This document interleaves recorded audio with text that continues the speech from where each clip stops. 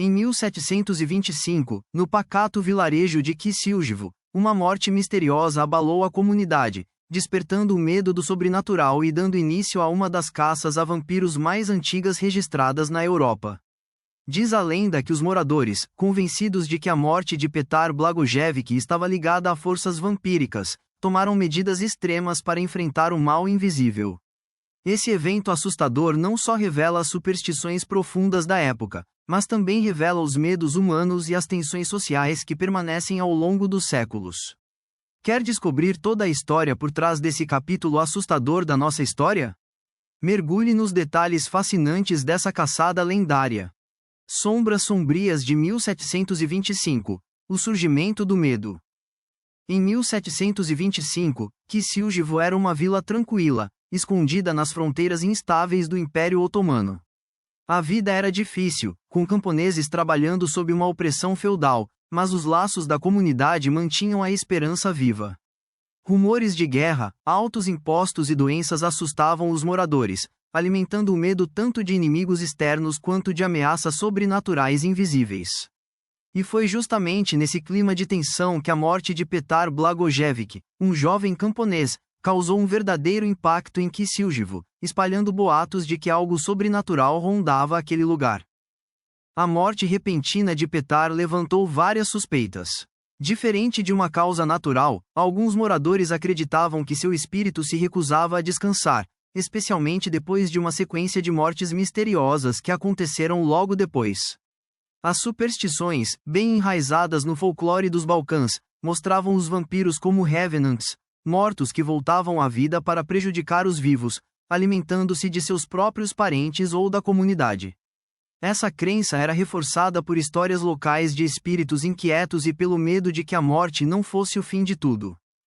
O padre local, respeitado e cauteloso, inicialmente minimizou essas acusações, recomendando orações e rituais tradicionais. Mas, à medida que mais moradores adoeciam e morriam sob circunstâncias misteriosas, o medo tomou conta de Kissiljevo. A comunidade, em seu entendimento coletivo, começou a acreditar que havia algo sobrenatural por trás de tudo, buscando explicações que fossem além da lógica.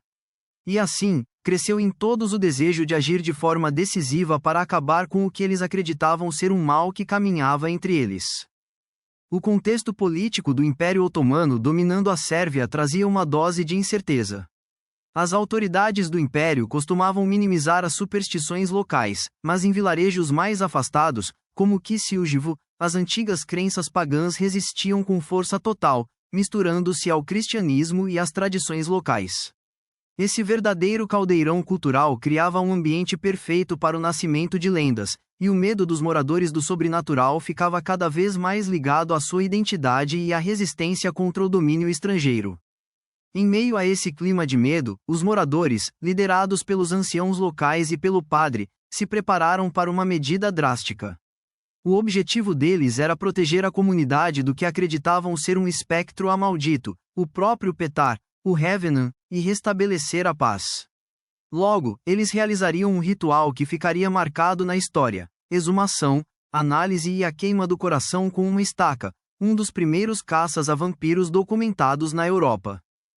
Exumação e revelação. A noite do terror. Ao amanhecer, sob um céu frio e cinzento, os moradores se reuniram no pequeno cemitério. As tochas tremulavam, projetando sombras nas cruzes de madeira e na terra recém-remexida.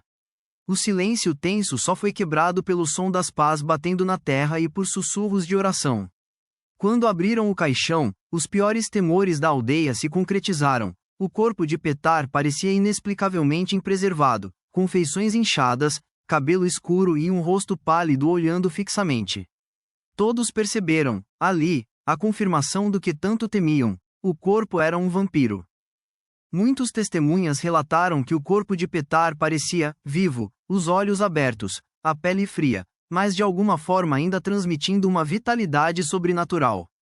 Os moradores acreditavam que isso era uma prova de que o morto estava se alimentando dos vivos, sustentado por forças sombrias além da compreensão humana.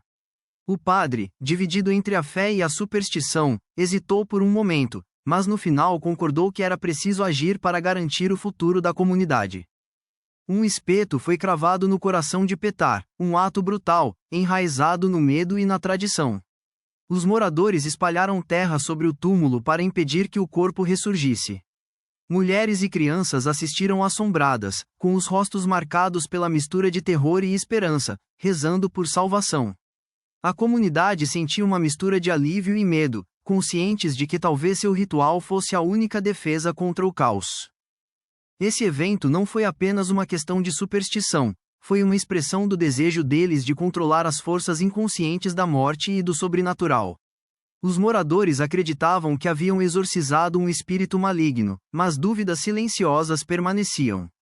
A ocasião revelou de forma clara seus medos diante da morte, a desconfiança no desconhecido e a tênue fronteira entre superstição e realidade. A notícia de suas ações extremas se espalhou além de Kicilgevo. O acontecimento foi registrado por oficiais e estudiosos que visitaram o local, tornando-se um dos casos mais antigos de vampiros na história da Europa. As medidas desesperadas da comunidade revelam sua luta para encontrar ordem em meio ao caos, o medo do sobrenatural e os limites do entendimento humano. Herança do medo, contos e tradições que marcaram gerações. Nos anos que se seguiram, histórias do vampiro de Petar se tornaram uma espécie de aviso que se contava ao redor das fogueiras e nas igrejas, alertas dos perigos que ainda permanecem além da morte. As tradições populares se fortaleceram, mesclando o cristianismo com antigas práticas pagãs, destacando a importância de rituais de sepultamento corretos e os riscos de exumar alguém antes da hora. Essas narrativas reforçaram nossos medos coletivos e lições morais sobre a importância de respeitar os mortos. Lendas locais se espalharam, envolvendo não só monstros, mas também dilemas morais, a culpa dos moradores, a responsabilidade dos padres e o poder da superstição. Contos de outros avistamentos e exumações de vampiros foram se espalhando pelos Balcãs, cada um acrescentado uma camada a esse tecido rico de mitos que resistiu por séculos. Historiadores e folcloristas observaram que a Sérvia e regiões vizinhas mantiveram esse ceticismo em relação aos mortos-vivos, garantindo que a lenda permanecesse viva. O caso de Petar Blagojevic deixou uma marca na cultura popular, inspirando histórias, poemas e canções folclóricas. Ele virou um símbolo da coragem dos sérvios diante do medo, mostrando como as comunidades enfrentavam suas maiores inseguranças por meio de rituais e narrativas.